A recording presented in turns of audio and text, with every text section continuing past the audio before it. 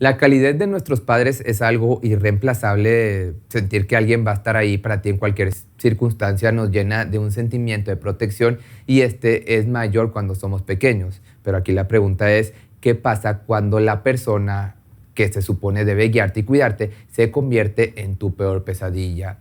Sentir que no estás a salvo ni siquiera en tu propio hogar, siendo tu madre o padre el causante de este terror, un terror del que no puedes escapar y termina siendo la causa del fin de tus días en este mundo.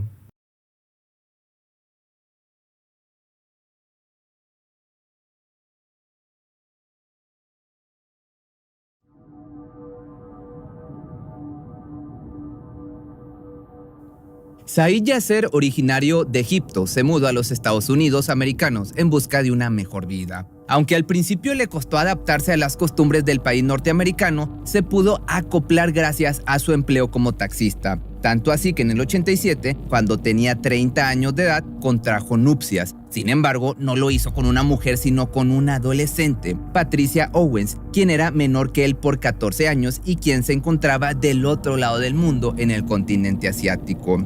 Logró casarse con ella convenciendo al padre de la chica, al que aseguró era rico y podía hacerse responsable de la menor. Su intención era principalmente tener una doble nacionalidad al mantener un enlace matrimonial, pues este residía en Texas con domicilio permanente. Así, Owen se fue a vivir con su esposo Yasser, cosa que desde el comienzo pues no marchó para nada bien. Said solía violarla tanto física como psicológicamente. Era un tipo que tenía serios problemas mentales. Para colmo, la chica quedó embarazada del hombre. El primogénito de la pareja, Islam, nació en el año del 88, mientras que sus otros hijos, Amina y Sara, nacieron en el 80 y el 90 respectivamente. Como era de esperarse, Said siguió mostrando sus conductas machistas para con sus hijas. Para todo le daba más preferencia a Islam por el simple hecho de ser hombre. Entonces, a medida que Amina y Sara crecieron, las cosas no hicieron más que empeorar. El punto más alto, el hombre lo alcanzó cuando las niñas se convirtieron en señoritas de 17 y 18 años de edad. Las golpeaba tan salvajemente que incluso llegaron a asistir a clases con heridas y moretones en distintas partes del cuerpo. Además, aparentemente también eran abusadas íntimamente por Said, o al menos eso fue lo que dijeron a las autoridades escolares cuando les preguntaron la razón de sus golpes. Sin embargo, por una extraña razón, no quisieron denunciar a su padre por la policía, quizá, no sé, por temor. Y ya en el año 2008, Yasser, al ver que sus dos hijas no se mostraban para nada contentas con lo que se vivía en casa, decidió invitarlas a un viaje por carretera en donde supuestamente platicarían, comerían y pasarían grandes momentos padre e hija. Pero, como era de suponerse, nada fue agradable. De hecho, de aquel viaje solamente regresó el hombre. El día en que todo sucedió, Said condujo junto a sus hijas por una autopista a las afueras de Texas. Una vez se halló lo suficientemente lejos y en una zona muy poco transitada, detuvo el vehículo. Luego tomó un arma de fuego que traía escondida entre sus pertenencias y la accionó en distintas ocasiones, primeramente contra Mina. Después, Sara, al ver lo que estaba sucediendo, trató de escapar, aunque con muy poca fortuna, pues un impacto de bala la alcanzó. Tras todo lo anterior, el sujeto abandonó los cuerpos de sus dos hijas y dio marcha al automóvil sin mirar atrás. Pero si bien Sara se encontraba malherida, aún contaba con signos vitales. Así como pudo, sacó fuerzas y tomó el celular que llevaba consigo. Llamó al servicio de emergencias del 911. What's going on, man? I'm dying, that's what's up. Lamentablemente, minutos después de la llamada, pues sucedió esto, la joven perdió la vida. Una vez se localizaron los cuerpos de las chicas, autoridades policiales emitieron una orden de búsqueda en contra de Said Yasser, quien claramente era el principal sospechoso. Era el último que había visto con vida a las chicas y además se había ido con ella supuestamente a pasear cuando todo sucedió. Fue hasta que pasaron 6 años del en que el Buró Federal de Investigación, o mejor conocido como el FBI por sus siglas en inglés, decidió poner el nombre del sujeto en la lista de los delincuentes más buscados y ofreció una recompensa de $100,000, es decir, cerca de 2 millones de pesos mexicanos. La captura de Said Yasser se efectuó hasta el mes de agosto del año 2020, casi 12 años después de lo ocurrido en Texas. Gracias a que se arrestó, los detalles del por qué había desaparecido tanto tiempo salieron a la luz. Pues bueno, resulta que Islam, su hijo mayor, lo había estado escondiendo todo el tiempo, aun y cuando sabía que había terminado con la vida de sus dos hermanas. Por complicidad, también fue detenido. En el respectivo juicio de ambos, Ilham Yasser fue sentenciado a 10 años de prisión, mientras que por otra parte, Said Yasser fue condenado a cadena perpetua. Trató de defenderse con todo que se había tratado de un robo, pero las evidencias eran más que contundentes, de modo que la justicia tardó, pero después de todo, al final sí llegó. Garnett Spears apenas tenía 9 días de nacido cuando visitó por primera vez un hospital a causa de sus afecciones. Quien lo llevó fue su madre Lacey. La mujer se hallaba sumamente consternada porque no sabía lo que le sucedió a su bebé, ya que, entre otras cosas, era madre primeriza. Pensó que médicos o especialistas del nosocomio podrían curarlo, pero no fue así. Garnett presentaba fiebre alta, infección en ambos oídos, convulsiones y problemas gastrointestinales. Saber qué tenía era un verdadero reto para los doctores, por lo que optó por internarlo y así tenerlo bajo observación, para dar un diagnóstico más acertado. Mas, a pesar del constante monitoreo y los múltiples exámenes que se le hicieron, solo se le logró curar temporalmente de sus padecimientos, ya que no se descubrió la causa principal de sus problemas. Probablemente era solo cuestión de tiempo para que recayera, pensaban los médicos. El tiempo transcurrió y lamentablemente así sucedió. Lacey llevó a Garnett al hospital recién cumplidos sus 8 meses. Aseguraba que estaba perdiendo peso de una manera anormal y no sabía qué hacer, a lo que el pequeño tuvo que volver a ser internado. Como medida para que se alimentara sin problemas y a petición de la mujer, al menor se le ingresó una sonda alimentaria. Es decir, se le colocó un tubo por la nariz al estómago en donde se le comenzó a suministrar leche materna y alimentos. Así, Lacey tuvo la forma ideal para seguir envenenando a su hijo mediante grandes concentraciones de sodio. Porque sí, todo era mentira. Los padecimientos que tenía Garnett eran causados por su propia madre. Prácticamente apenas un par de días después de haberlo concebido, había comenzado a intoxicarlo. La razón, simplemente quería hacerse pasar por una mamá cariñosa, protectora y responsable a través de redes sociales. Pues cada que Garnett era internado, la mujer aprovechaba para compartir mensajes o fotografías mediante Facebook.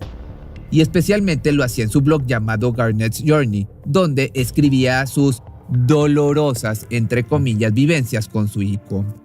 Pero el ser una mentirosa compulsiva no era algo nuevo para ella, ya lo llevaba haciendo desde su juventud. Incluso llegando a engañar a su propia familia con el nombre del verdadero padre de su primogénito. De modo que Lacey volvió todo el tiempo a los hospitales, señalando que su hijo nada más no comía. Todo hasta que finalmente Garnett fue intervenido quirúrgicamente para realizarle un procedimiento que le impediría vomitar. Así, la mujer consiguió lo que quería. Le quitó a su pequeño el último mecanismo de defensa que le quedaba. Lo pudo seguir envenenando con sodio, aunque ahora más lenta y constantemente, mejor que antes se podría decir de cierta manera. El 14 de enero del año 2014, Garnett visitó un hospital por última vez. Tenía fiebre alta y un intenso dolor de cabeza, por lo que fue operado y se le trató de regular el nivel de sodio con tratamiento, mismo que ya se comenzaba a sospechar su cuerpo no lo producía a tales niveles. Luego de su intervención para un mejor chequeo y revisión, se trasladó al menor a una habitación con cámaras de seguridad donde se le vigiló en todo momento, así como a su madre. Ahí nada parecía fuera de lugar, incluso Lacey se veía como una madre gentil y cariñosa.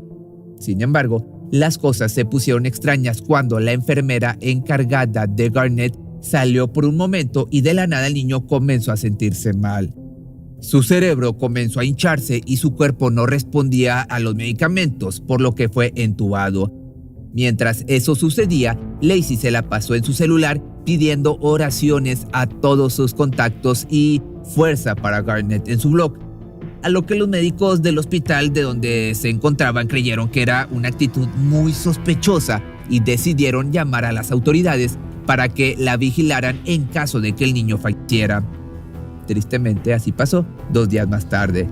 Su cerebro se inflamó demasiado y tuvo diversos paros cardíacos respiratorios. Al iniciar las investigaciones, la policía localizó recipientes de sal a un lado de la medicina que supuestamente se le suministraba a Garnett. Además, Al analizar la comida que la mujer le daba a su hijo, se comprobó que esta contenía cantidades letales de sal. Debido a dichos hallazgos, Lacey fue arrestada e interrogada. Sin embargo, en todo momento aseguró no saber nada de los descubrimientos y culpó a los doctores por negligencia. Como las evidencias eran demasiado incriminatorias, se le culpó a esta madre, si se le puede llamar madre, de haberle quitado la vida a su pequeño y permaneció en prisión por 1 año hasta su juicio.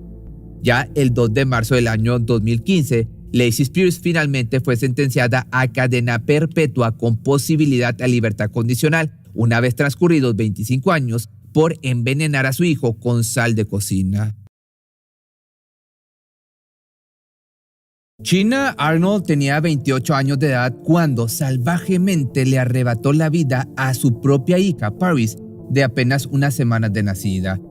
En ese entonces la mujer vivía con su novio, Terrell Talley, en un complejo habitacional ubicado en Ohio, Estados Unidos. Fue el 30 de agosto del año 2005 que los lamentables hechos sucedieron. Luego de que la pareja entrara en una muy fuerte discusión, misma que cada vez se estaban volviendo más y más habituales. En aquella ocasión, la acalorada pelea se prolongó desde la tarde hasta altas horas de la noche. La paternidad de Terrell y sus responsabilidades para con la pequeña Paris eran el eje central de la disputa. El hombre ya tenía tiempo tratando de evadir a su novia, pues, según él, no se sentía preparado para ser papá.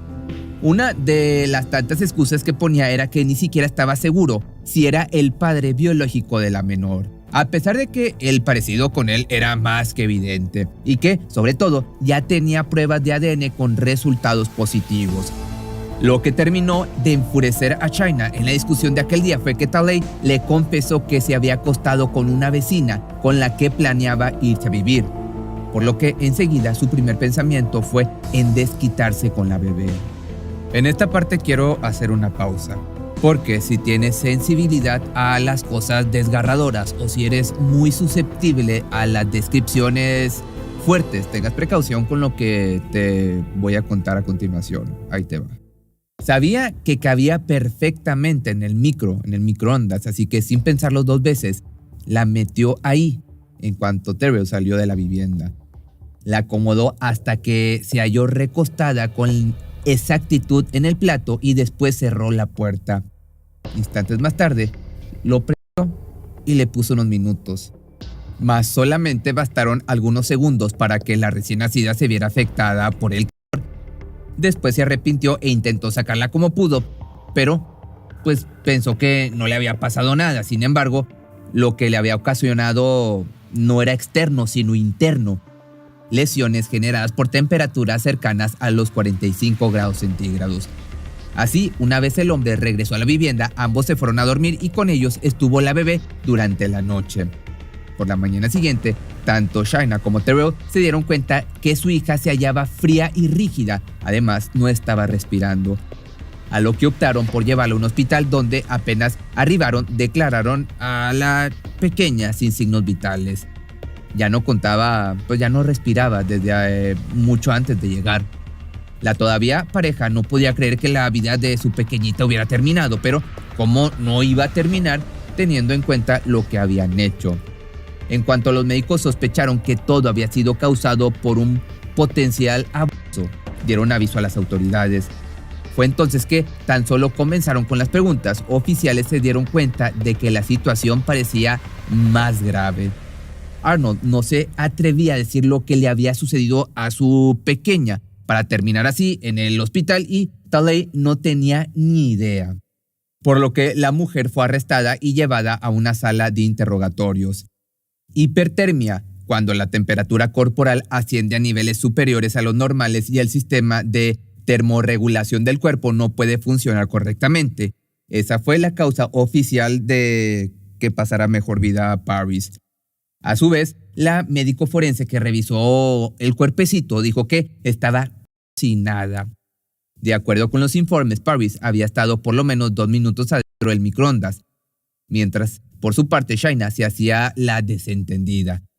Según ella, había estado muy intoxicada con estupefacientes la noche anterior, por lo que no recordaba nada. Como no se le encontró evidencia suficiente como para procesarla, fue puesta en libertad. Más, se inició la investigación correspondiente donde gracias a todos los informes se localizó el microondas. En noviembre del año 2006, ahora sí, la mujer fue puesta tras las rejas en espera de un juicio, pero no fue uno, fueron dos. En el primero no se pudo demostrar la culpabilidad de Arnold, por lo que se terminó anulando, pero en el segundo, Shaina finalmente confesó lo que había hecho. Fue sentenciada a cadena perpetua sin posibilidad a libertad condicional, apenas a sus 31 años de edad. El juez consideró que no era merecedora de la pena capital. Fuimos al médico legal, que yo ahí también la vi, porque yo quería despedirme, porque yo ese día cuando hubo el incendio yo decía, yo necesito ver a mi hija, yo le pedía por favor que me dejaran, no me dejaron entrar a la casa. Este caso de hoy, situado en Chile, va más allá de todos los límites pensados y contiene una dosis de maldad y perversión pocas veces visto.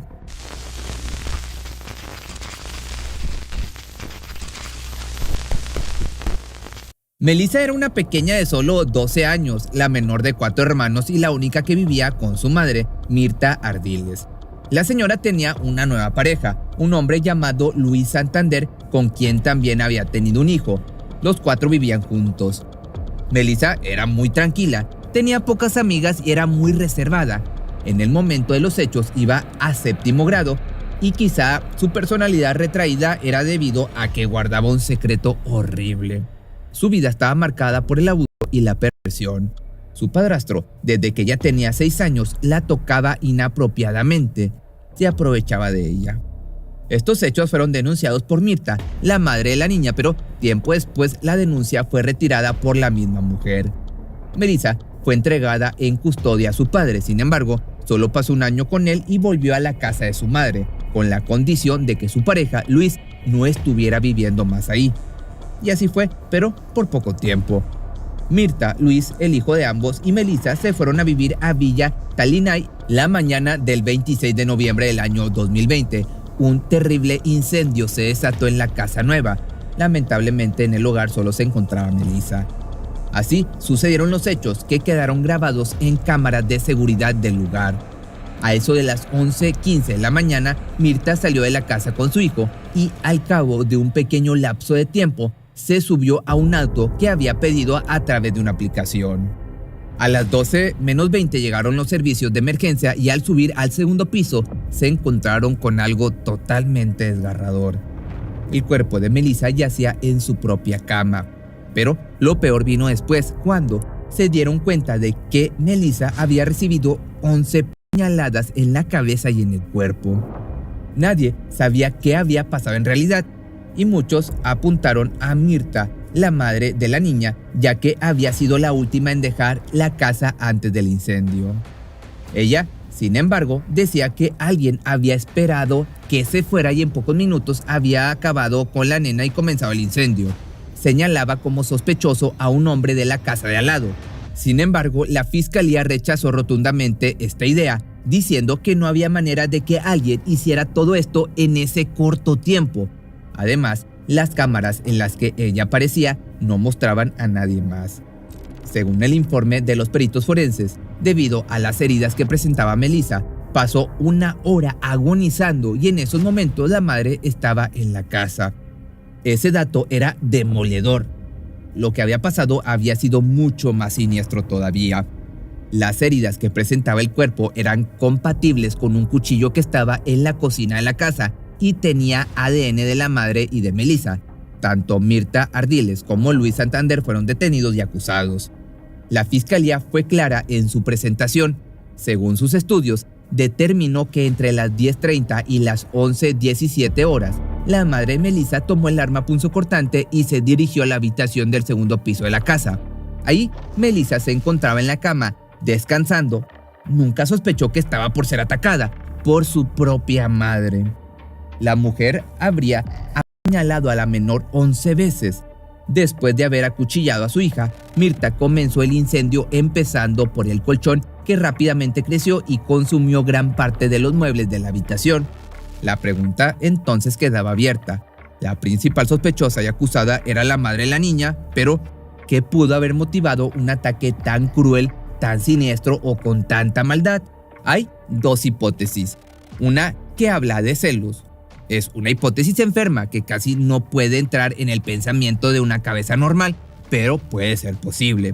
En un ataque de celos porque su pareja le prestaba más atención a la pequeña que a ella misma, Mirta, a quien consideraba su adversaria a pesar de que el padrastro abusaba de esta pequeñita.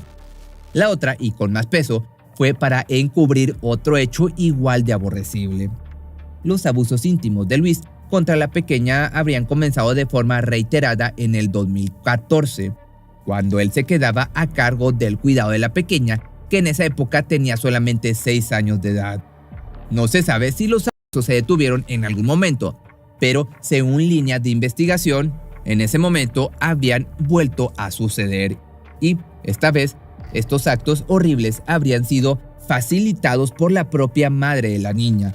El abuso habría ocurrido el mismo mes 26 de noviembre, 6 horas antes de que la niña le fuera arrebatada la vida.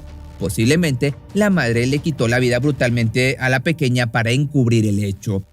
Pero haya sido como haya sido, luego de un juicio, Mirta Ardiles fue condenada a 33 años de cárcel. Santander, por su parte, fue condenado a 10 años de prisión. Marcaban las 8:30 de la mañana en el reloj del 27 de julio de 1988, cuando el Departamento de Bomberos de Los Ángeles recibió el reporte de un incendio en una vivienda, por lo que inmediatamente se dirigieron hasta el lugar de los hechos para intentar sofocar las llamas. Al arribar, se dieron cuenta de que, si bien había una buena cantidad de fuego en la casa, no era algo imposible de controlar. Fue entonces que decidieron acabar primero con el siniestro para después pasar al domicilio y buscar a personas que pudieran estar lesionadas. Lamentablemente, una vez ingresaron, se encontraron con 3 fallecidos, entre ellos una pequeñita. Un par de minutos más tarde también hicieron acto de presencia algunos policías y personal forense. Estos últimos, al revisar rápidamente los cuerpos, se percataron de que no había perecido como consecuencia del incendio. Era algo más oscuro, pues presentaban aparentes signos de violencia y heridas por arma de fuego. Todo indicaba que la familia Barcy le habían quitado la vida cruelmente. Por ello, investigadores fueron notificados y se inició una investigación. El caso se comenzó a manejar como un homicidio. Al indagar un poco, los agentes descubrieron que la menor de 10 años de edad, llamada Judith, era una actriz reconocida, principalmente por su papel protagónico en la cinta Tiburón, La Venganza, dirigida por el cineasta Joseph Sargent. Días antes de la tragedia, la agente de la niña había estado intentando comunicarse con su madre, María Virovich, para saber cuál pensaba debía ser el siguiente paso en la ascendente carrera de su hija, pero el padre de la menor, Joseph Barcy, había respondido en todas las ocasiones, asegurando que ni su esposa ni su hija se encontraban en casa, que se habían ido a San Diego y, entre otras cosas, pidiendo a la mujer que no se comunicara más. Eso también de acuerdo con lo que se pudo averiguar. Razón por la que el padre de familia de origen húngaro se convirtió en el principal sospechoso. Aunque no tardó mucho para que las dudas fueran finalmente resueltas, pues gracias a los estudios forenses se pudo descubrir que Joseph sí había sido el responsable de terminar con la vida de María y Judith. Un arma localizada en el domicilio había sido accionada por las manos del hombre en contra de ellas y posteriormente de sí mismo. Pero, ¿qué había llevado a Joseph a cometer tan repudiable acto? Para ello, hay que remontarse años atrás, cuando María recién preparaba a Judith para convertirse en actriz. Debido a que ella había querido salir en la televisión cuando joven y no lo había logrado, vio en su hija la forma de cumplir sus sueños.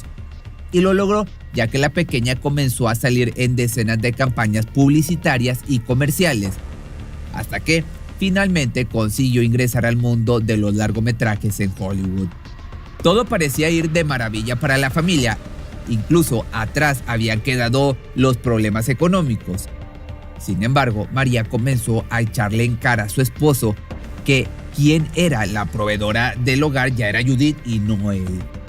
Algo que Joseph, quien había escondido bastante bien sus problemas de agresividad, no se tomó para nada bien. por lo que comenzó a sacar su frustración con el alcohol y empezó a volverse más y más violento, al punto en el que tan solo ponía pie en casa buscaba a su esposa, hija o ambas para agredirlas. María intentó denunciar a su marido en un sinfín de oportunidades, mas las autoridades en todas las ocasiones le comentaron que, debido a que no había evidencia suficiente, no podían hacer nada para ayudarla. El punto más alto de su ira y paranoia, Joseph lo alcanzó cuando Judith obtuvo el papel protagónico de la película de Tiburón La Venganza en 1987. Ahí, cegado por los celos y el fracaso que sentía o que había sido su vida, se negó a acompañar a la niña a las grabaciones, por lo que lo hizo María sola. Sin embargo, el hombre no dudó en amenazar de muerte a su mujer. Le advirtió que, si se le ocurría escapar con la menor, no descansaría hasta encontrarlas. Como estaba demasiado asustada como para huir con su hija, María optó mejor por regresar a su casa, sin saber que el destino le tenía preparado su final. El 25 de julio del año del 88, mientras María y Judith se encontraban dormidas, Joseph tomó un arma de fuego que guardaba entre sus pertenencias y, de un disparo en la cabeza, le quitó la vida a la menor. Luego, la mujer de 48 años de edad se despertó tras oír la detonación y corrió lo más rápido que pudo por el pasillo de su casa, pero en el camino se encontró con el hombre de 55 años, quien, de igual forma que con la niña, terminó con su vida. Joseph Barcy pasó el resto de la noche e incluso el día siguiente embriagándose con los cuerpos a un lado. Todo hasta que el 27 de julio del año del 88 se armó de valor y vació una botella de vodka en toda su casa, así como un bidón de gasolina. Posteriormente prendió fuego a todo y se arrebató la vida. Si te gustó esta recopilación de un top 5 de padres asesinos, déjame aquí abajo tus comentarios y seguramente te hago otro video la próxima semana, o sea, el próximo sábado. Y nos vemos el día de mañana, domingo, en un nuevo video.